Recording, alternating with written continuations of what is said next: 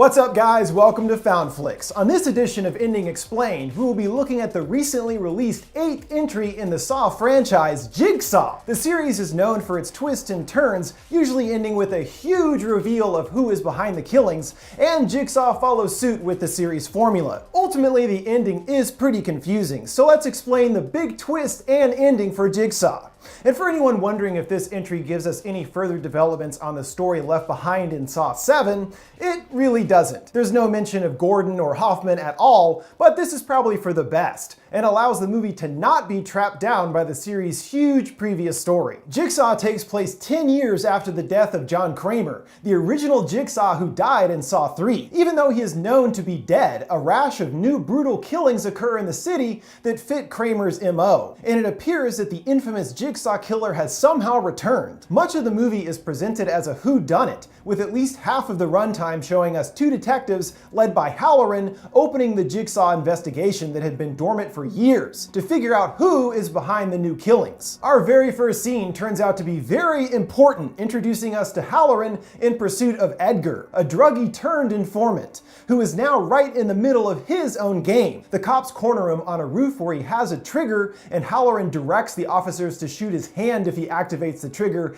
and not go for a fatal shot. Edgar says he has to push the trigger to start the new game, and does so, resulting in his hand getting blown off. But somehow one rogue bullet gets Edgar in the chest, gravely injuring him. And we find out the reasoning behind all this later. But for now, after the trigger is pressed, we see that a new game has begun. 5 people find themselves in an industrial room with chains around their necks and buckets on their heads. And on the other side is a wall loaded with rotating saws. Then a gravelly voice informs them that he requires them to give up some of their blood. Any amount will do. The chains pull them towards the saws and certain doom, but Anna figures out first that he said any amount of blood, cutting herself lightly on the saw, and her bucket comes loose, winning the first test. The others follow her example with varying degrees of success, except for the last man who had still been passed out when the game started. As the others make it out, it doesn't look like he's as lucky, being pulled into the wall of saws. After this, back outside, the bucket-head body is found dangling from a bridge by a noose, and Halloran takes the body seeking help of coroner team Logan and Eleanor. And based on their findings, everything about the body fits the pattern of Jigsaw,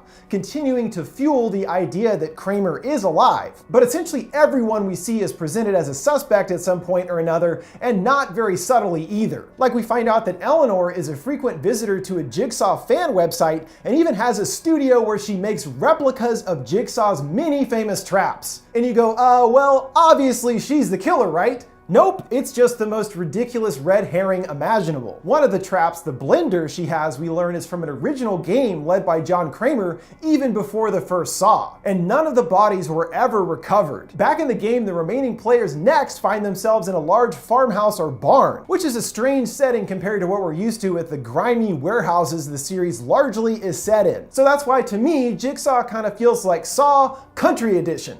It's just kind of funny. And they do mention later the farm is owned by Jill Tuck, Kramer's ex-wife, and that it is still in her family. Then our old buddy Billy rolls in on his tricycle, and just look at them shoes glitter. Looking fresh, Billy boy. He's here to present their next test, which is designed for Carla. Just as is typically the case in the series, all these people have done some atrocity in their past, with Jigsaw then picking them for the game, wanting them to repent for their sins. We find out that Carla, out of desperation, used to steal purses, and one time led to a woman dying. As Carla had stolen her medicine, she returned back to see the woman in pain, but she decided to flee instead.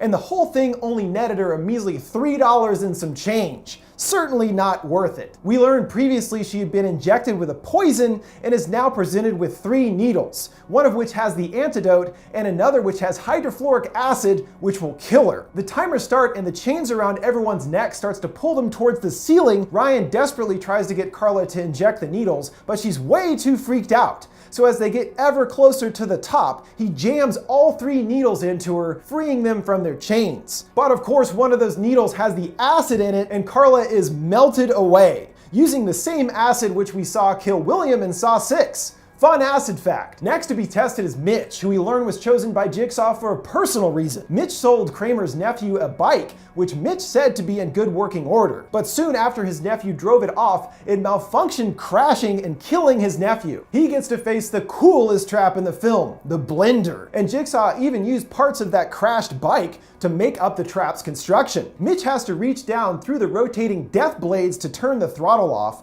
and is given momentary help from Anna, who jams a pole into the bike above, stopping the blades. But eventually it gets loose, starting the blades back up and pureeing Mitch. Now down to the final two, Anna nearly makes it outside, but is caught by a person in a pig mask, and the two wake up chained in another room. And in the room with them is John Kramer himself. He's here to give them their final test, placing a shotgun in the room and telling them they've been doing everything backwards in their lives. And as he puts the bullet into the shotgun, says, "Here is the key to your salvation." We don't really ever find out the full depth of what Ryan did, other than him saying he's a generally not good person. But Anna is a whole other kind of awful. Throughout the movie, she claims that her husband rolled over onto their child, killing it, and never admits fault herself. But we learn that Kramer was her neighbor and that she actually killed the baby because it was constantly crying, and then put the baby on the bed for her husband to roll over onto, getting him sent to jail for it, and he eventually killed himself over his guilt.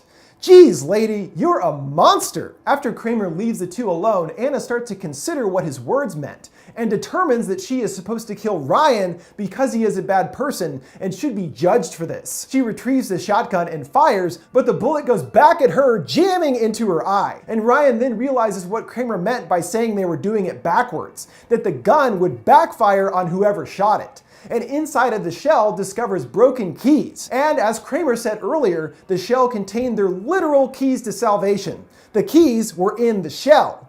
But now the keys are broken, and Ryan has no chance at escape or survival. But isn't Kramer dead? What's going on here? Well, strap in for the twist, my friend. It turns out the game we've been watching throughout the movie actually occurred in the past, and is the aforementioned original game led by John before Saw 1. That's why John is seen alive here. This whole plot takes place in the past, while the police investigation is occurring now, 10 years after Kramer's death. And the bodies that have been recovered by Halloran were from another game going on now that is an exact recreation of that original one, led by the new Jigsaw. So for example, the Buckethead body in the park isn't the one from the original game we've been seeing, but from a new, different game taking place in the present, because the bodies were never recovered from the original game. And once Halloran and Logan make it to the farmhouse location, they indeed discover that the original bodies are still there all these years later, rotting away. After both wind up trapped in laser collars, it appears that Logan is killed, but not so fast. His lasers were fake, and he reveals himself to Halloran as the new Jigsaw. If you're like, who the hell is Logan?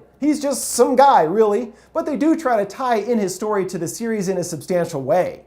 It turns out that he was a victim of the first game at the farm, and was the one in the Buckethead who appeared to be killed by the Wall of Saws. He was put in the game by Kramer because during the early days of his cancer at the hospital, Logan accidentally put the wrong name on Kramer's x-ray, mixing up Kramer's and another man's. And it was due to this error that it wasn't until later that Kramer's cancer was discovered. If it had been detected earlier, he might have had a better chance at survival. Thusly, Logan was chosen to be tested for his mistake. But at the moment he hit the Wall of Saws, Kramer came and rescued him, not wanting him to die over what was essentially an accident. After this, Logan was recruited as yet another longtime secret protege of John's, even helping him to develop the reverse bear trap from the first film. So again, Logan has been part of Jigsaw's team since even before Saw 1, before Amanda, Hoffman, Gordon, all of them, and we've never heard about him before. This is kind of ridiculous to consider, but okay, sure, fine. Another longtime secret protege. To think about it in the context of the grander story, it makes sense that Logan left working with Jigsaw and at some point returned to his normal life, as it seems there was a specific incident that triggered him to return to killing. The death of his wife a few years ago. And we find out that Halloran is in a way directly responsible for Logan's wife's death. And Logan's game this time, it seems, was designed to trap Halloran and frame him for the new murders. Naturally, Halloran is a corrupt cop, and the man Edgar, who was Halloran's informant, was allowed to walk free because of Halloran needing him. And it was Edgar who killed Logan's wife.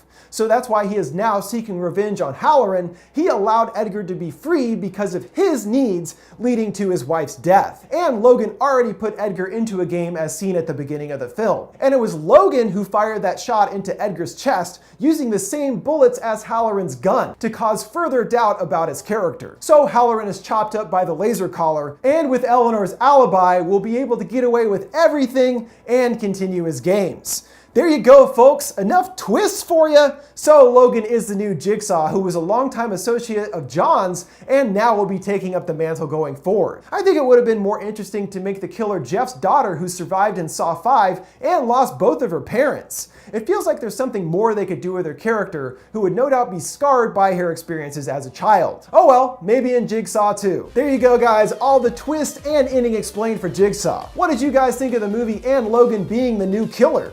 Let me know your thoughts in the comments below. Make sure to like, subscribe, and follow. Thanks for watching Found Flicks. See you next time.